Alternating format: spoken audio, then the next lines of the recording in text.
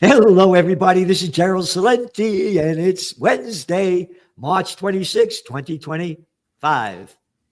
And we're in a wild time. I've been, not a kid anymore. This is the wildest times I've ever seen in my life. And we have with us Judge Andrew Napolitano, a real man of men who fights for America's freedom and supports what used to be the Constitution and the Bill of Rights. Judge, we are in a perilous time as I see it. This is a wild trip. And you have an article coming out tomorrow. Again, it's about the robbing of our freedom of speech. I mean, this is getting to be an old story. It's day after day, week after week, month after month, year after year, no matter which clown is in office, but the clown show is getting worse. You have an article coming out tomorrow, a brief history of the freedom of speech. Yeah, it's very brief. It's over. After I wrote the article, a federal judge in New York prohibited the Trump administration from deporting a college student at Columbia, not the one that's caused all the controversy. This is a South Korean female student who's not here on a student visa, but is here on a permanent residency visa. When she learned the feds were looking for her, she did the unthinkable. She fled and hid. Her lawyers filed a complaint to enjoin the feds from deporting her because they couldn't give a reason for deporting her. When they held a hearing, the judge found that the case against her consisted of her standing on the Columbia campus, some distance from a demonstration, and watching it. The judge entered a permanent injunction prohibiting the government from deporting her and blasted the government for wasting judicial time and what they put this girl through. She has every right to stand wherever she wants, to watch whatever she wants, to say whatever she wants, and the government can't punish people because of that. That came out this morning after I had finished my article and sent it to the editors, or I would have put it in there. But you're right.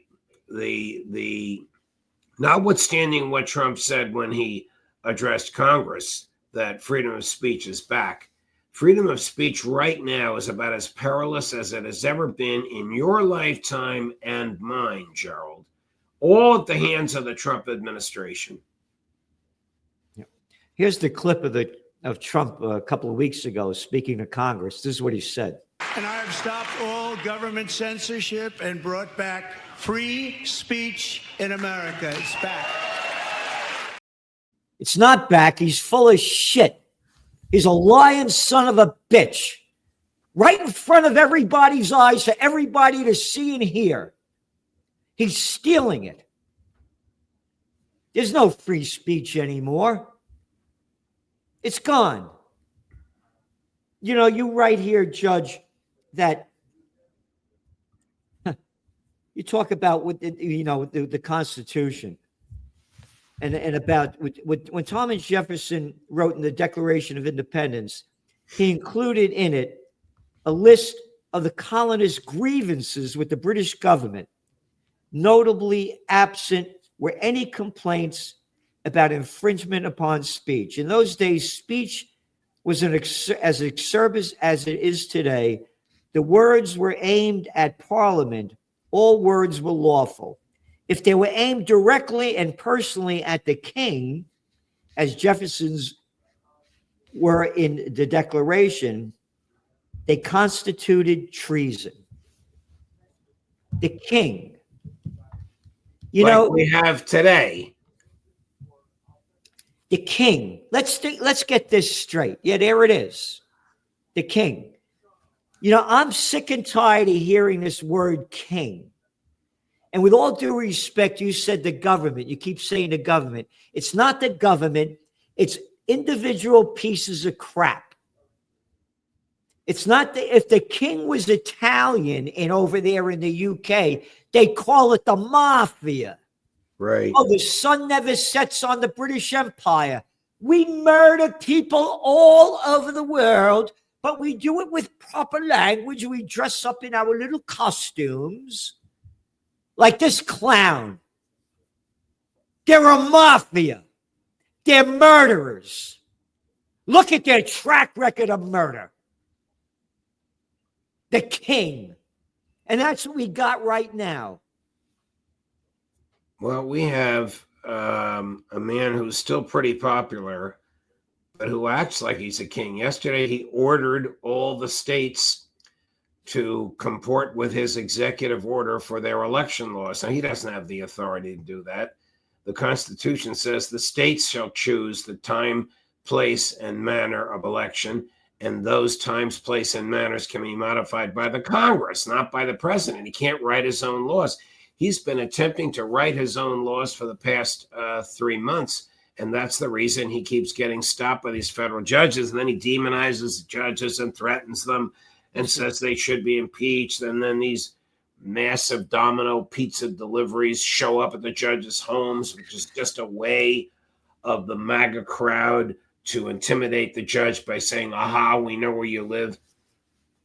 And then he publicly disobeys and ignores judicial orders. Man, if the president of the United States ignores an order from a judge, that will spread to the lowest creeps in the smallest courthouse in the most insignificant corner of the United States. You'll see that happening all over the place. And then the system will collapse into the authoritarianism for which he apparently yearns. Yeah, it's exactly it. You know, everybody, please go to Judging Freedom. By the way, Judge, you're going to have somebody on today that this guy's a real man of men. I love this. I love this man. Tell us more about it. He is arguably the most articulate defender of personal liberty and peace in the world. He drove the leadership of both political parties in the House of Commons up the walls, almost literally, when he was there. The great George Galloway, who's a big fan of yours and who loves my show. And he called us and said, when can I come on? No, he's good. Please tell him I said hello. I love what he does. Again, there are so few of us out there fighting for freedom that's being robbed from us. Again, everybody go to Judging Freedom. The people that the judge has on, the things that they say, the knowledge that they have, you can't, it's word for word of the truth. Another fan of yours will be on today, Phil Giraldi. Oh, now this is a real man. Again, for people who don't know who he is, this was a top CIA guy that went into little Georgie Bush's office when he was president and said there were no weapons of mass destruction in Iraq. And Bush told him to leave the office. And Giraldi, being the man that he is, he quit the CIA. This is a top cat. Yes. PhD, University of Chicago, brilliant, courageous guy. Gave 40 years of his life to the military and to the Central Intelligence Agency. And then when he told the president the truth and the president rejected it, he was duty and honor bound to quit. You know, talking about the Iraq War, you know, all the news out there now is this guy, what's his name? Goldberg. That's the head of Atlantic magazine. Yes.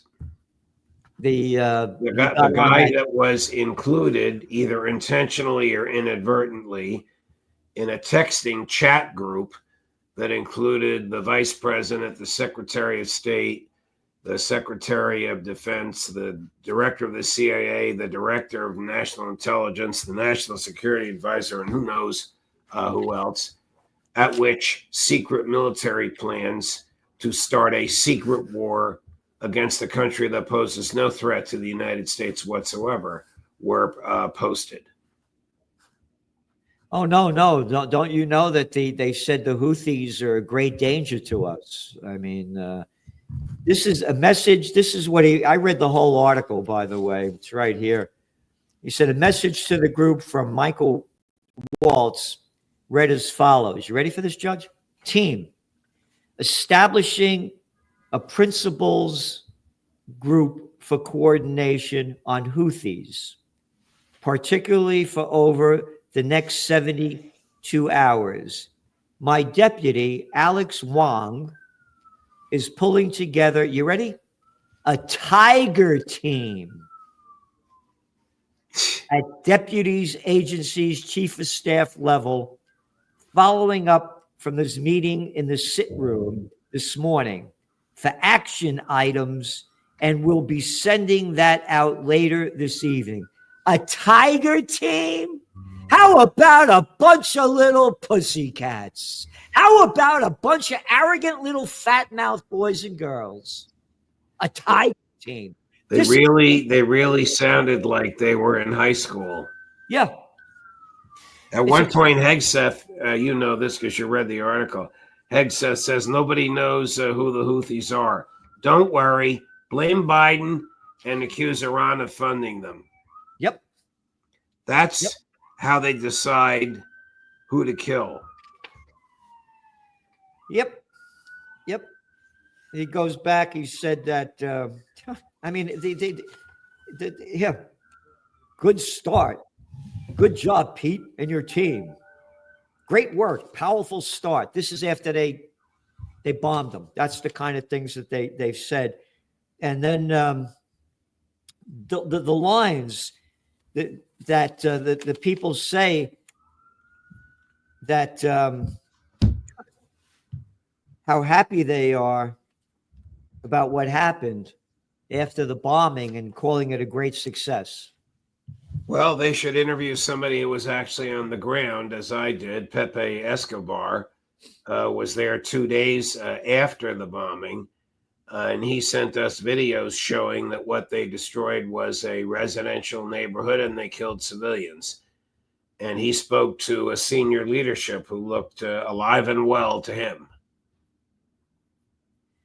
Susan Wiles tweeted, kudos to all, most particularly those in the theater and CENTCOM. Really great. You ready?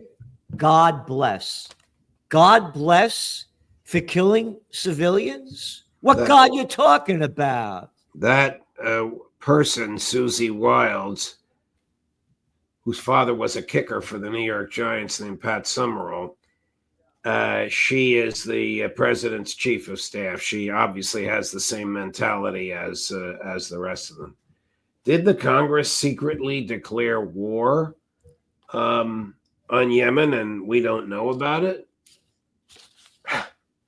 Oh, you mean the Yemen that the Nobel Peace of Crap Prize winner, Barack Obama, the Houthis that he tried to overthrow along with Saudi Arabia?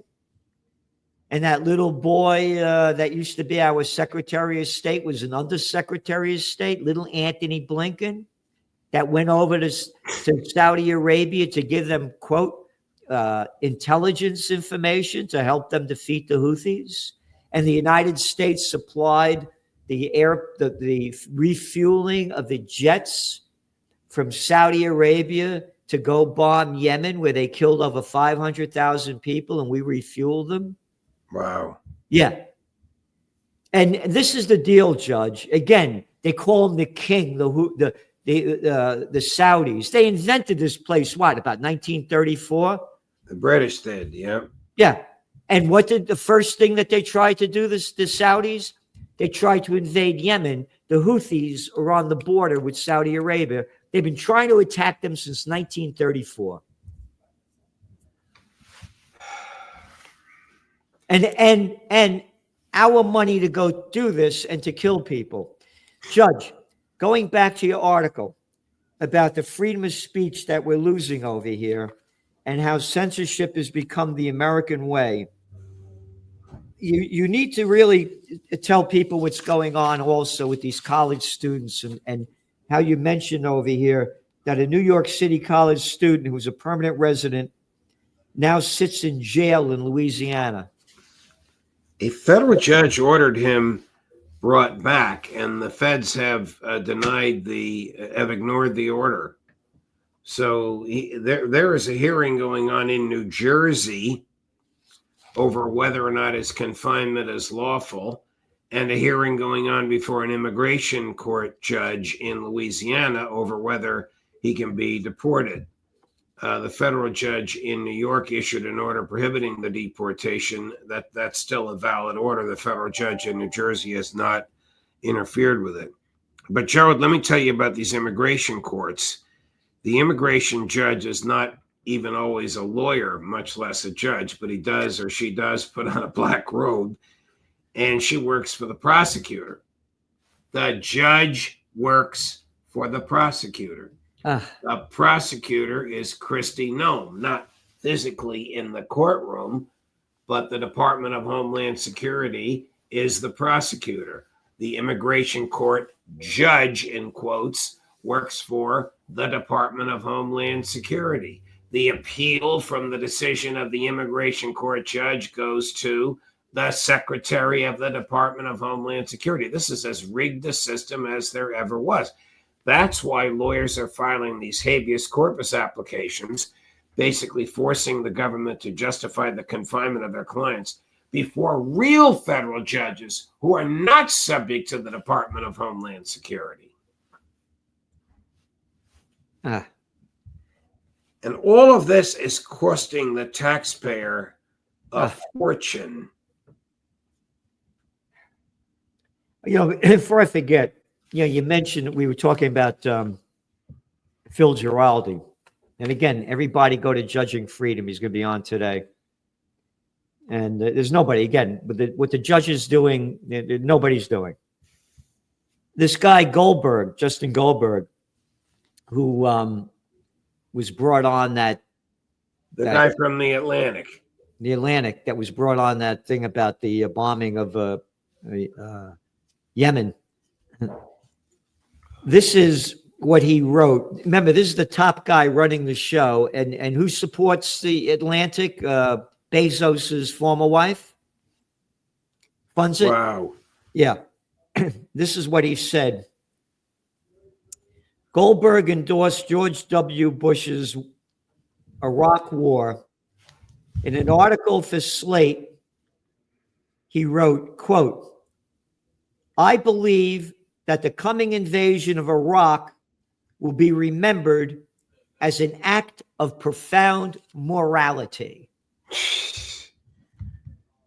This is the arrogant boy who they put on the list. Come on in, man. Oh, this is the guy that worked as for the IDF.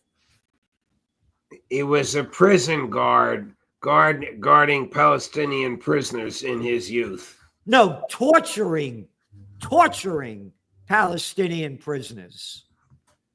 And these are the clown boys that are in charge. The Atlantic. How about the crap shit, bullshit magazine selling Zionism and hate? There's no journalism anymore. Oh, you don't believe me? Look at the clown show. That's the Trump administration. They all come from Fox. You know these guys and girls. Yes. Yes. It's so sad, Judge. It's so sad what's going on. So everybody, please do what you can to support the judge. Go to Judging Freedom and do what you can to support peace on earth, because we're going to have hell on earth. It's right in front of everybody's eyes for everybody to see and hear. And again, read the article about what these clown boys and girls said about the bombing and the murder of the innocent people in Yemen and how proud they are to do it. You're next.